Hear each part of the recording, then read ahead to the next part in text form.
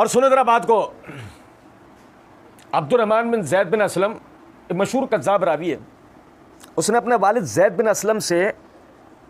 باواسطہ اپنے دادا اسلم باواسطہ عمر رضی اللہ تعالیٰ عنہ ایک روایت نقل کی ہے، جس کو امام حاکم مستدرک میں لے کر آئے کہ جب آدم علیہ السلام سے لغزش سرزد ہو گئی اور وہ دنیا میں بھیج دیے گئے،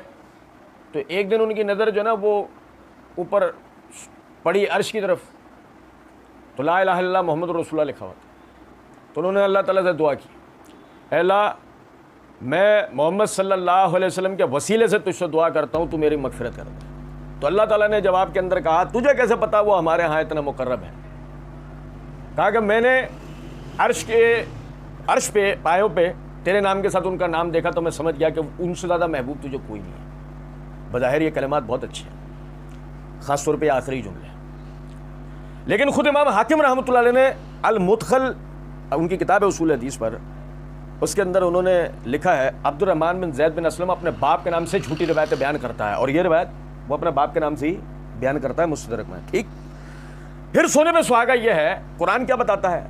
ربنا ظلمنا انفسنا وان لم تغفر لنا وترحمنا لنکونن من الخاسرین، اے ہمارے رب بے شک ہم نے اپنی جانوں پر ظلم کیا، اور اگر تو نے ہماری مغفرت نہ کی اور ہم پر رحم نہ کیا تو ہم نقصان اٹھانے والوں میں سے جائیں گے۔ قرآن نے تو ان کی دعا کے کلمات یہ بتائے،